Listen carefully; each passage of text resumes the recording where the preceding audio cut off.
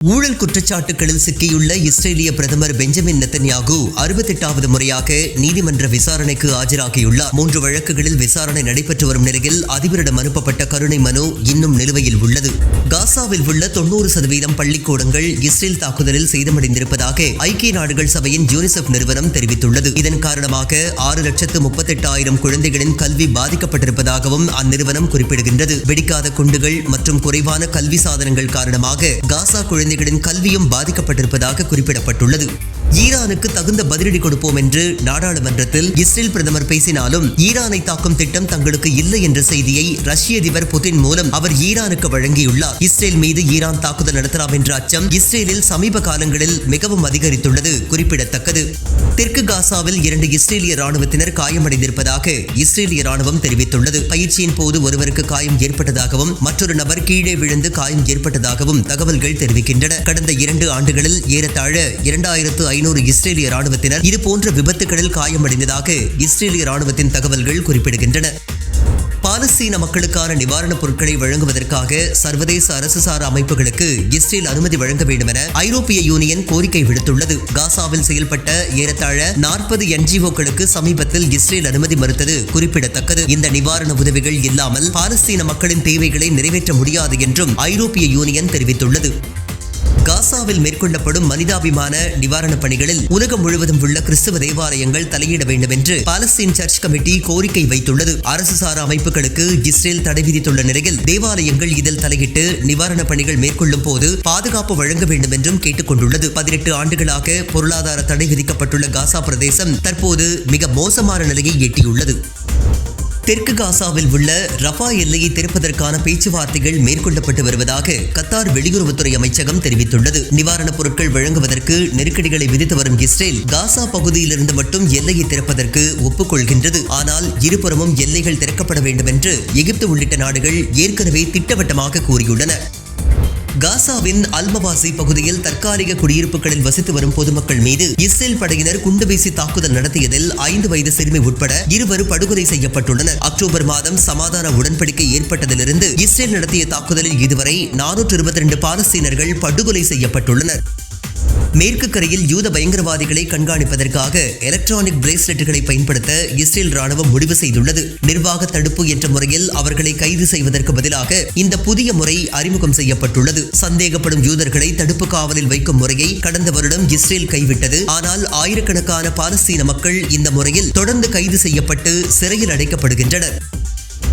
2026ஆம் ஆண்டில் கூட்டு ராணுவ நடவடிக்கை மேற்கொள்வதற்காக இஸ்ரேல் மற்றும் மொராக்கோ இடையே ஒப்பந்தம் கையெழுத்தாகியுள்ளது. டெல் அவீவ் நகரில் நடைபெற்ற 3வது ராணுவ கமிட்டி கூட்டத்தில் இந்த ஒப்பந்தம் கையெழுத்தாகியுள்ளது. 2020இல் இஸ்ரேல் மற்றும் மொராக்கோ இடையே ஆப்ரஹாம் உடன்படிக்கையின் கீழ் ராஜ்ய உறவுகள் ஏற்படுத்தப்பட்டன. சோமாலிலாந்து பகுதிக்கு இஸ்ரேல் வெளியுறவுத்துறை அமைச்சர் கிதியோன் சார் வருகை புரிந்துள்ளார். சோமாலியாவின் ஒரு பகுதியாகிய இந்த பிரதேசத்தை கடந்த மாதம் இஸ்ரேல் தனி நாடாக அங்கீகரித்தது. பாலஸ்தீன மக்களை இந்த பகுதிக்கு வெளியேற்றும் திட்டம் இஸ்ரேலிடம் இருப்பதாக பல்வேறு நாடுகள் குற்றம் சாட்டியுள்ளன. வெனிசூலா தேசிய தொலைக்காட்சியில் பேசிய வெனிசூலா தலைமை வழக்கறிஞர் டாரக் சாப் அதிபர் நிக்கோலஸ் மாதுரோ மற்றும் அவரது மனைவி அமெரிக்காவால் கடத்தப்பட்டதாக குற்றம் சாட்டினார். இதை தேசிய இறையாண்மைக்கு எதிரான தீவிரவாத ராணுவ தாக்குதல் என்றும் அவர் குறிப்பிட்டுள்ளார். இந்த சம்பவம் உலக நாடுகளின் இறையாண்மைக்கே அச்சுறுத்தல் என்றும் எச்சரிக்கை விடுத்தார். வெனிசூலாவின் இடைக்கால நிர்வாகம் 30 முதல் 50 மில்லியன் பீப்பாய் வரை தடை செய்யப்பட்ட எண்ணெயை அமெரிக்காவிற்கு வழங்கும் என அமெரிக்க அதிபர் டொனால்டு ட்ரம்ப் அறிவித்துள்ளார். அந்த கச்சா எண்ணெய் சந்தை விலையிலேயே விற்கப்படும் என்றும் தெரிவித்துள்ளார். பாரிஸில் நடந்த பேச்சுவார்த்தைக்கு பிறகு சிரியாவும் இஸ்ரேலும் அமெரிக்கா மேற்பார்வையிலான கூட்டு ஒருங்கிணைப்பு அமைப்பு உருவாக்க ஒப்பந்தம் செய்துள்ளதாக தகவல் வழியாக வந்துள்ளது. குறிப்பாக உளவுத்துறை தகவல் பகிர்வு, பதற்ற குறைப்பு மற்றும் தூதரக முயற்சிகள் இதன் நோக்கம் என்று கூறப்படுகின்றது. பாலஸ்தீனத்தின் பிர்ஜைத் பல்கலைக்கழக வளாகத்திற்குள் இஸ்ரேலிய பயங்கரவாத படைகள் நுழைந்து நேரடி துப்பாக்கிச்சூடு மற்றும் கண்ணீர் புகை குண்டுகளை வீசியுள்ளது. இந்த பயங்கரவாத சம்பவத்தில் 3 மாணவர்கள் காயமடைந்துள்ளனர். சம்பவம் நடந்த நேரத்தில் சுமார் 8000 மாணவர்கள் வளாகத்தில் இருந்தது குறிப்பிடத்தக்கது. காசாவில் மனிதாபிமான உதவிகளை பாதுகாக்க உலகம் முழுவதும் உள்ள தேவாலயங்கள் தலையிட வேண்டும் என பாலஸ்தீன தேவாலய குழு அழைப்பு விடுத்துள்ளது. இஸ்ரேல் விதிக்கும் கட்டுப்பாடுகள் காசா மக்களுக்கு கிடைக்க வேண்டிய நிவாரணங்கள் கடுமையாக பாதிக்கப்பட்டுள்ளதாகவும் பாலஸ்தீனிய தேவாலய குழு குற்றம் சாட்டியுள்ளது. பாலஸ்தீன மக்களுக்கு உயிர்காக்கும் உதவிகளை வழங்க சர்வதேச என்ஜிஓக்களுக்கு அனுமதி வழங்க வேண்டும் என ஐரோப்பிய ஒன்றியம் இஸ்ரேலை வலியுறுத்தியுள்ளது. என்ஜிஓக்கள் இல்லாமல் காசாவில் தேவையான அளவு உதவி சென்றடையாது என்றும் தெரிவித்துள்ளது. காசா போர் நிறுத்தம் அமலுக்கு வந்த அக்டோபர் 10 பிறகு மட்டும் 420 பாலஸ்தீனியர்களை இஸ்ரேல் பயங்கரவாத ராணுவம் கொன்று குவித்துள்ளது. மேலும் 1184 பேருக்கு காயம் ஏற்பட்டுள்ளது. இனப்படுகொலை தொடங்கியதிலிருந்து இதுவரை 71,386 பேர் கொலை செய்யப்பட்டுள்ளனர். 1,71,264 பேர் காயமடைந்துள்ளனர். இனி செய்திகளை விரிவாக பார்க்கலாம். ஈரானில் போராட்டங்களை பயன்படுத்தி கலவரம் ஏற்படுத்துவோருக்கு எதிராக கடுமையாக நடவடிக்கை எடுக்க நீதித்துறை உத்தரவிட்டுள்ளது. அதே நேரத்தில் அமைதியான முறையில் நடைபெறும் நியாயமான எதிர்ப்புகளை அரசு ஏற்றுக்கொள்கிறது என அதிகாரிகள் தெரிவித்துள்ளனர். ஈரானில் சமீப நாட்களாக உயர்ந்து வரும் வாழ்க்கை செலவுகள், பொருளாதார நெருக்கடி மற்றும் தேசிய நாணயத்தின் மதிப்பிழப்பு ஆகியவற்றை எதிர்த்து நடைபெற்ற போராட்டங்களை சில குழுக்கள் கலவரமாக மாற்ற முயன்றுள்ளதாக கூறி அவர்களுக்கு எதிராக கடும் நடவடிக்கை எடுக்க நீதித்துறை உத்தரவிட்டுள்ளது. கலவரங்களில் ஈடுபட்டவர்கள், வன்முறைக்கு உதவி செய்தவர்கள், ஆயுதங்கள் அல்லது தளவாட உதவிகள் வழங்கியவர்கள் மீது சட்டப்படி கடுமையான நடவடிக்கை எடுக்க அறிவுறுத்தப்பட்டுள்ளது. அதே நேரத்தில் மக்களின் நியாயமான பொருளாதார குறைகளை நீதித்துறை கேட்க தயாராக இருப்பதாகவும் அமைதியான போராட்டம் குடிமக்களின் உரிமை எனவும் அதிகாரிகள் தெளிவுபடுத்தியுள்ளனர். சட்டப்பூர்வமான எதிர்ப்புக்கும் திட்டமிட்ட பாதுகாப்பு சீர்குலைப்புக்கும் இடையே தெளிவான வேறுபாடு இருப்பதாக அவர்கள் குறிப்பிட்டுள்ளனர். முதலில் வணிகர்கள் முன்னெடுத்த பொருளாதார போராட்டங்கள் பின்னர் கலவரங்களாக மாறியதாக காவல்துறை கூறியுள்ளது. கைது செய்யப்பட்ட சிலர் அமெரிக்க டாலர்களில் பணம் பெற்றதை ஒப்புக்கொண்டதாகவும் அவர் தெரிவித்தார். லோரெஸ்தான் மாகாணத்தில் ஆயுதங்கள் மற்றும் வெடிபொருட்களுடன் கைது செய்யப்பட்ட 2 மீது சதி குற்றச்சாட்டுகள் பதிவு செய்யப்பட்டுள்ளன.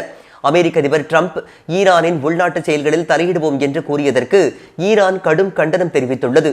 வெளிநாட்டு தலையீடு ஏற்கனவே தடைகளால் பாதிக்கப்பட்டுள்ள பொருளாதார சூழலில் நிலைமையை மேலும் மோசமடைய செய்யும் என்று எச்சரிக்கப்பட்டுள்ளது. நியாயமான கோரிக்கைகளுக்காக மக்கள் போராட்டங்களை நடத்தி வரும் நிலையில் அதனை தங்களுக்கு சாதகமாக அமெரிக்கா, இஸ்ரேல் உள்ளிட்ட நாடுகள் பயன்படுத்தலாம் என்ற எச்சரிக்கை ஈரான் அரசாங்கத்திற்கு உள்ளது. மேற்கு கரையில் உள்ள பாலஸ்தீன் கல்வி நிறுவனங்கள் மீது இஸ்ரேல் படைகள் தொடர்ந்து நடத்தி வரும் தாக்குதல்களின் ஒரு பகுதியாக ரமல்லா நகரின் வடக்கில் அமைந்துள்ள பிரபலமான பிர்சைத் பல்கலைக்கழகம் மீண்டும் ஒரு வன்முறைக்கு உள்ளாகியுள்ளது. ரமல்லாவின் வடக்கில் உள்ள பிர்சைத் பல்கலைக்கழகத்தில் பாலஸ்தீன் அரசியல் கைதிகளுக்கு ஆதரவாக நடைபெற்ற மாணவர் போராட்டத்தை கலைக்க இஸ்ரேல் படைகள் பல்கலைக்கழக வளாகத்திற்குள் புகுந்து தாக்குதலை நடத்தியதாக நேரடி சாட்சிகளும் பாலஸ்தீன் ரெட் கிரசன்ட் அமைப்பும் தெரிவித்துள்ளன. வளாகத்திற்குள் துப்பாக்கிச்சூடு நடத்தப்பட்டதில் 11 மாணவர்கள் காயமடைந்துள்ளனர். காயமடைந்தவர்களை சிகிச்சைக்காக அணுக முயன்ற மருத்துவ குழுக்களை இஸ்ரேல் படைகள் தடுத்ததாகவும் ரெட் கிரசன்ட் கூறியுள்ளது. இஸ்ரேலிய படைகள் கண்ணீர் புகை குண்டுகளை வீசியதாகவும் பல்கலைக்கழகத்தின் முக்கிய வாயில் சேதப்படுத்தப்பட்டதாகவும் கூறப்படுகின்றது. முன்னதாகவும் பிர்சைத் பல்கலைக்கழகத்தின் மீது பலமுறை சோதனைகள் நடத்தப்பட்டு மாணவர்கள் கைது செய்யப்பட்டதும் சொத்துக்கள் பறிமுதல் செய்யப்பட்டதும் குறிப்பிடத்தக்கது. காசா மீது தொடங்கிய போருக்கு பிறகு மேற்கு கரை முழுவதும் தாக்குதல்கள் தீவிரமடைந்த நிலையில் கல்வி நிறுவனங்களை குறிவைப்பது சர்வதேச சட்டத்தை மீறுவதாக மனித உரிமை அமைப்புகள் கடும் கண்டனம் தெரிவித்துள்ளன. சோமாலியாவின் பிரிவினை பகுதியான சோமாலிலாந்தை இஸ்ரேல் அங்கீகரித்தது ஹார்ன் ஆஃப் ஆப்பிரிக்காவில் புதிய அரசியல் பாதுகாப்பு பதற்றங்களை உருவாக்கியுள்ளது. கடல் வர்த்தக பாதைகளில் செல்வாக்கு பெறும் முயற்சியாக இந்த நடவடிக்கை பார்க்கப்படுவதால் ஆப்பிரிக்கா மற்றும் அரபு நாடுகள் கடும் எதிர்ப்பை வெளிப்படுத்துகின்றன. சோமாலியாவின் பிரிவினை பகுதியான சோமாலிலாந்தை தனி நாடாக இஸ்ரேல் அதிகாரப்பூர்வமாக அங்கீகரித்ததை அடுத்து அப்பகுதியில் அரசியல் மற்றும் பாதுகாப்பு விவகாரங்கள் தீவிரமடைந்திருக்கின்றன. இதன் தொடர்ச்சியாக இஸ்ரேல் வெளியுறவுத்துறை அமைச்சர் கிதியோன் சார் சோமாலிலாந்திற்கு பயணம் மேற்கொண்டு அதிபர் அப்துல் ரஹ்மான் முகமது அப்துல்லாவுடன் அரசியல், பொருளாதார மற்றும் பாதுகாப்பு ஒத்துழைப்பு குறித்து பேச்சுவார்த்தை நடத்தினார். கல்ஃப் ஆஃப் ஏடன் அருகே அமைந்துள்ள சோமாலிலாந்து எத்தியோப்பியா மற்றும் ஜிபூட்டியுடன் எல்லை பகிர்ந்து கொள்ளும் முக்கிய புவியியல் பகுதியாகும். காசாவில் நடைபெற்ற போருக்கு பிறகு இஸ்ரேல் எதிர்கொண்ட சர்வதேச விமர்சனங்களின் பின்னணியில் இந்த அங்கீகாரம் அதன் பிராந்திய செல்வாக்கை விரிவுபடுத்தும் முயற்சியாக பார்க்கப்படுகின்றது. ஆப்பிரிக்க ஒன்றியம் மற்றும் சவுதி அரேபியா, எகிப்து, துருக்கி உள்ளிட்ட 20க்கும் மேற்பட்ட அரபு, முஸ்லிம் மற்றும் ஆப்பிரிக்க நாடுகள் இது சோமாலியாவின் இறையாண்மையை பாதிக்கும் ஆபத்தான முன்னுதாரணம் என்று எச்சரிக்கை விடுத்துள்ளன. இந்த முடிவு செங்கடல் மற்றும் பாப்பல் பந்தாப் கடற்பாதைகளில் இஸ்ரேல் பாதுகாப்பு மற்றும் உளவுத்துறை இருப்பை வலுப்படுத்தும் நோக்கத்துடன் தொடர்புடையதாக ஆய்வாளர்கள் கூறுகின்றனர். இதனால் ஹார்ன் ஆஃப் ஆப்பிரிக்கா பகுதி மேலும் ஒரு முக்கிய புவியியல் போட்டித்தளமாக மாறும் அபாயம் உள்ளது.